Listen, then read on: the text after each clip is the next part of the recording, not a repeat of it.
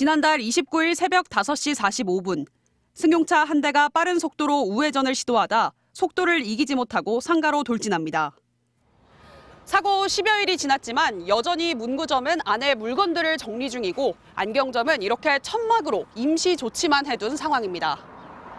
이 차를 빌린 남성은 혼자 소주 6병을 마신 뒤 자신이 운전을 했다고 주장했는데 혈중 알코올 농도는 면허 취소 수치였습니다. 또 다른 CCTV 영상을 보면 사고가 나기 전 남성이 운전하는 차량이 멈추고 후진하기를 반복하며 주차장을 빠져나옵니다.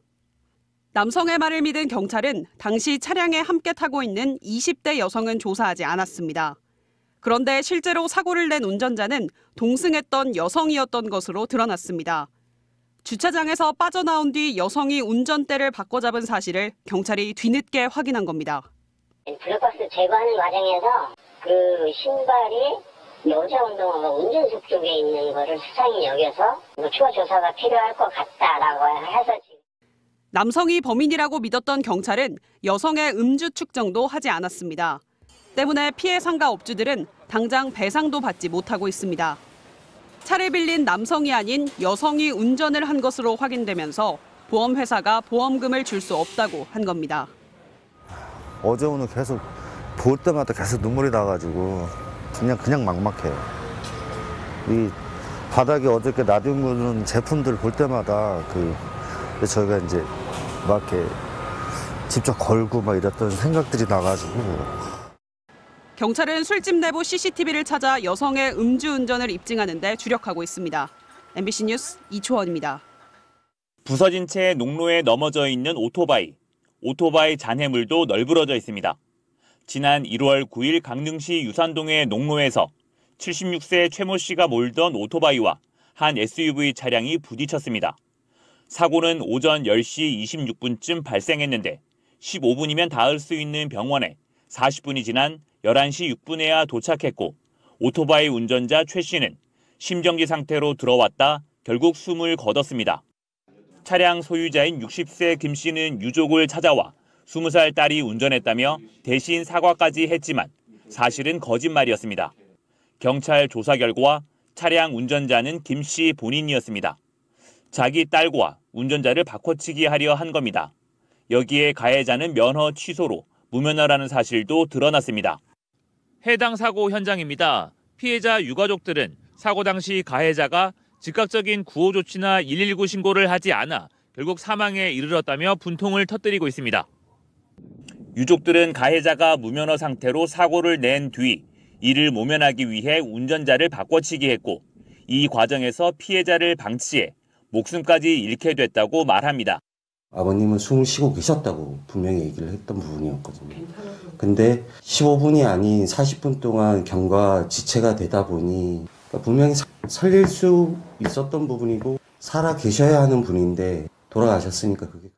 현재 경찰은 김 씨에 대해 범인 은닉 교사와 도주치사, 무면허 운전 혐의로 구속영장을 신청한 상태라고 밝혔습니다. 유족들은 가해자가 끔찍한 범죄를 저지른 만큼 강력한 처벌을 요구하고 있습니다. 일단 저희 측은 가족을 잃었기 때문에 합의나 이런 건 전혀 원치는 않고요. 합당하게 정말 처벌을 제대로 받았으면 좋겠어요. 한편 경찰은 사고 경위를 밝히기 위해 국립과학수사연구원에 차량의 사고 기록 장치 분석을 의뢰한다는 계획입니다. MBC 뉴스 배현환입니다. 지난달 17일 새벽 1시 반쯤 한 여성이 5차로 도로에 택시를 잡으려고 서 있습니다.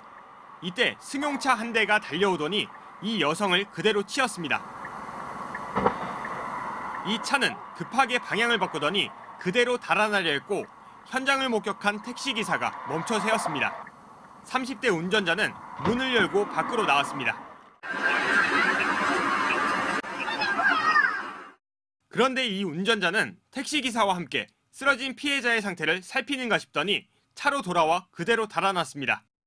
병원으로 이송된 피해 여성은 온몸이 골절돼 전치 12주 진단을 받았습니다. 경찰은 달아난 여성을 용의자로 지목하고 수사에 착수했습니다.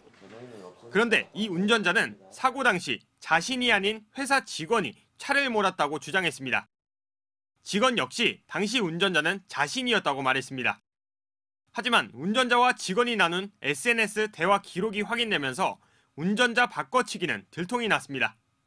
상식적으로 본인 소유 차량이 아닌 차량을 운전하는 게 이해가 되지 않았기 때문에 저희가 그 양 피해자의 카카오톡 대화 내용을 압수해서 경찰 조사 결과 이 운전자는 2달 전 음주운전 사고로 면허가 취소된 것으로 드러났습니다. 무면허 상태에서 또 술을 마시고 운전대를 잡았다 사고를 낸 건데 이미 3차례나 음주운전을 하다 적발됐던 걸로 확인됐습니다. 경찰은 이 운전자를 무면허 운전과 도주치상 혐의로 구속하고 회사 직원도 범인 은닉 혐의로 불구속 입건했습니다.